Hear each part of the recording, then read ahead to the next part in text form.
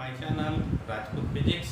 आज हम 10th के कुछ इम्पोर्टेंट क्वेश्चन को देखेंगे। ये इम्पोर्टेंट क्वेश्चन है निर्देशांक ज्यामिति और आलेख से। तो निर्देशांक ज्यामिति क्या होता है, निर्देशांक क्या होता है? निर्देशांक किसी बिंदु तक पहुंचने के लिए निर्देशित अंक होता है, यानी उस अंक की सहायता से हम उस बिंदु तक पहुंच सकते हैं।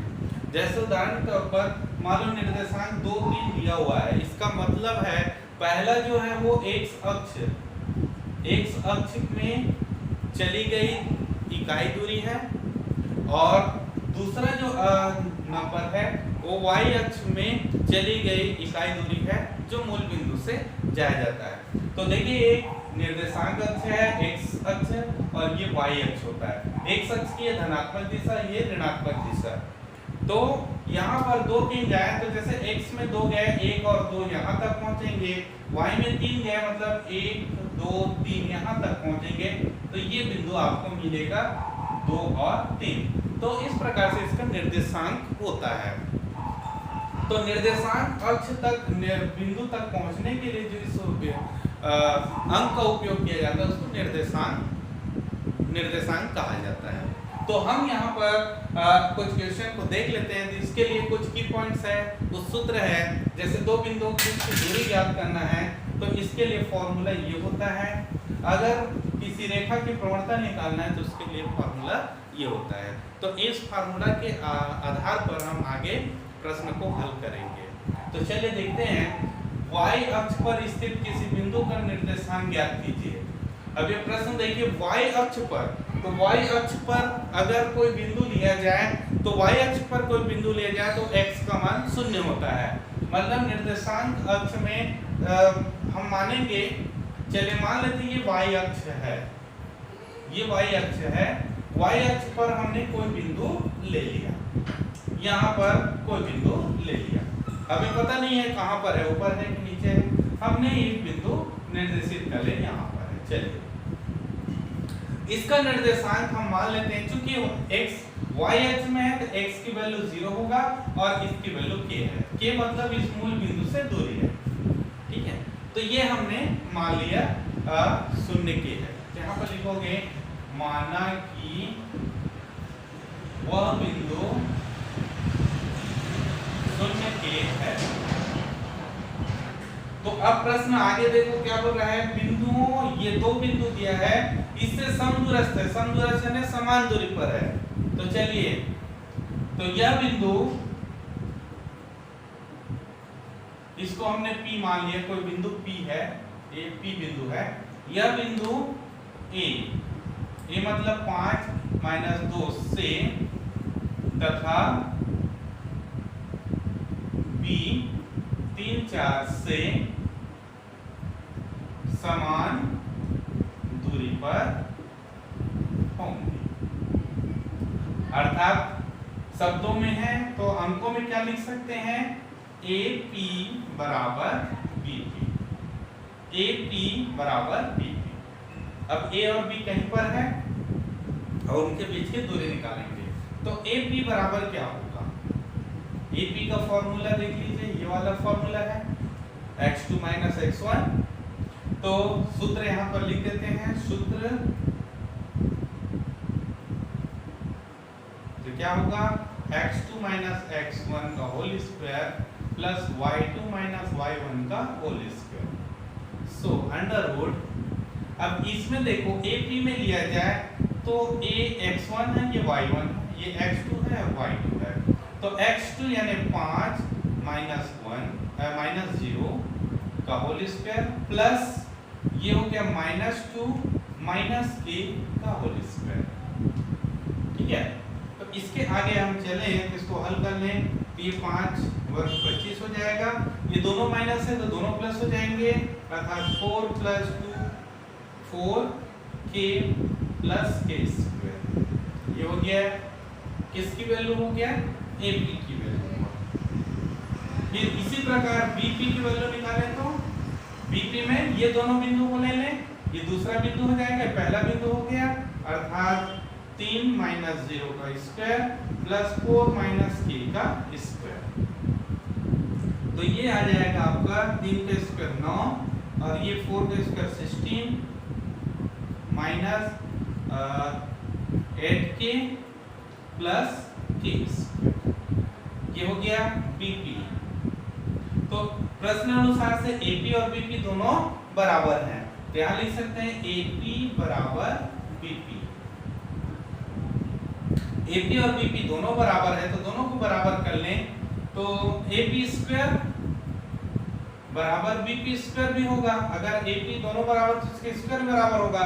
अगर हम इसका स्क्वायर कर दें तो ये स्क्वायर रूट जो है वो कैंसिल हो जाएगा। तो यहां से अगर हम लिखें तो ये हो जाएगा 29, ये दोनों प्लस हो गए 29 plus 4k plus k square equal to इसको करें तो ये हो जाएगा 25 minus 8k plus k square. तो यहाँ पर नंबर्स उधर कर लो, इसको यहाँ ले आए तो क्या हो जाएगा, k को यहाँ पर ले आए तो 4k plus k square plus 8k minus k square equal to 25 minus 29।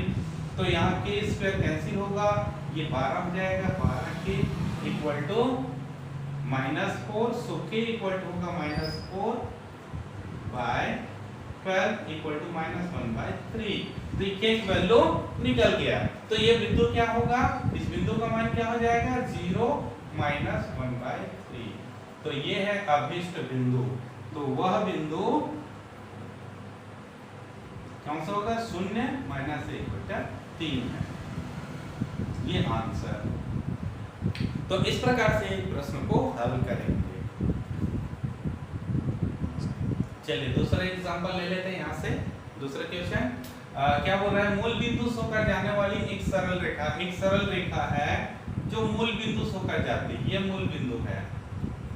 मूल बिंदु का निर्देशांक होता है 0 0, इससे होकर जा रहा है और प्रवणता ज्ञात, इसका प्रवणता ज्ञात करना है जो बिंदु 2 3 से भी होकर जा रहा है। चलिए ये बिंदु ए है जो 2 और 3 से होकर जा रहा है।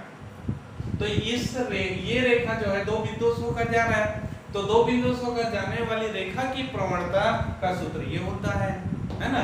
तो इसी फार्मूला को उपयोग करके हल करेंगे। तो प्रवणता बराबर क्या होता है, y2 माइनस y1 बटे x2 माइनस x1। तो यहाँ पर देखो ये x1 y1 है, तो ये x2 y2 है। किसी को भी मान सकते हैं। तो इस सूत्र में अगर हम मान रखें तो y2 मतलब है 3, y1 मतलब है 0, x2 मतलब है 2, x1 मतलब है 0। तो n बराबर 3/2 होगा। तो इस प्रकार से इसकी प्रवणता निकाल सकते हैं। बहुत इजी क्वेश्चन था। तो इसी प्रकार अन्य प्रश्नों को हल करने का प्रयास करेंगे आपके टेक्स्ट बुक में जो है। चलिए अब एक आलेख का क्वेश्चन भी ले लेते हैं। तो आलेख खींचना जैसे हम लोग ग्राफ पेपर में खींचते हैं तो उस प्रकार से आप इसको खींचेंगे, बहुत इजी होता है। इसमें आपको ऐसे कुछ उदाहरण दे दिया जाएगा। जैसे इसमें दिया हुआ है, एक व्यक्ति द्वारा 5 सप्ताह तक उपयोग किए गए प्याज की मात्रा किलोग्राम में सारणी में दिया गया है। इस सारणी में तो सप्ताह एवं उपयोग किए गए प्याज की मात्रा के बीच में आलेख खींचना है। तो एक आलेख खींचना है किसके बीच में, सप्ताह और प्याज की मात्रा में। तो आप इसमें दो एक अक्ष में इसको ले लीजिए और इसको y अक्ष में ले लीजिए। तो एक अक्ष में देखिए इसमें ज्यादा अंतराल तो नहीं है, एक अंतराल है। तो एक अंतराल में आप इसमें लेते जाइए। जैसे 1 2 3 4 5 6, यहाँ 1 2 3 4 5 इस प्रकार से। तो ये हो गया सप्ताह, एक अक्ष में लेंगे सप्ताह और y अक्ष में लेंगे प्याज की मात्रा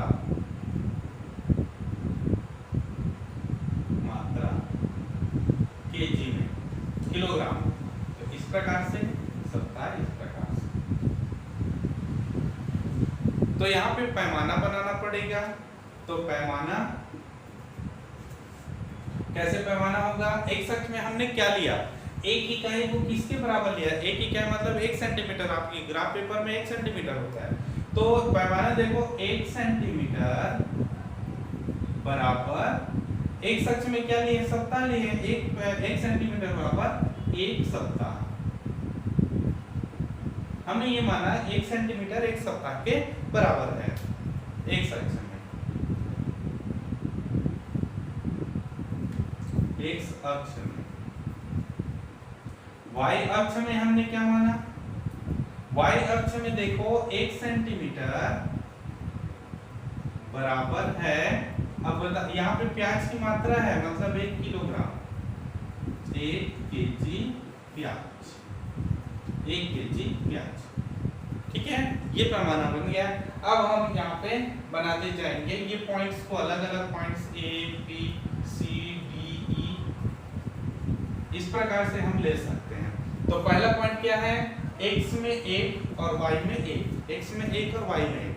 तो x में 1 और y में 1 हम किस प्रकार जाएं? तो x में 1 y में 1, यानी यहाँ पर हम पहुंचेंगे ये 1 और 1, ये पॉइंट A को दर्शाएगा, ये है पॉइंट A।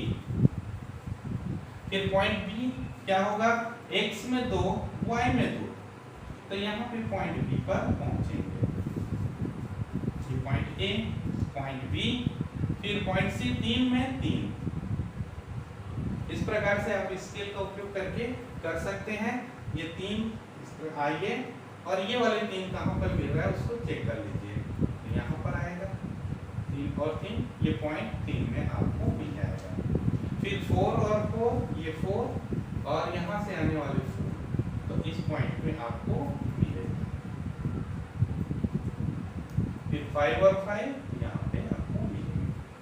तो सभी पॉइंट्स को मिला के ये A हो गया, ये B पॉइंट हो गया, C, D और ये E, इन सभी पॉइंट को मिलाते हुए एक रेखा खींचेंगे। रेखा है तो रेखा खींचिए, वक्र है तो वक्र खींचिए। तो इस प्रकार से एक सरल रेखा आपको मिलेगी।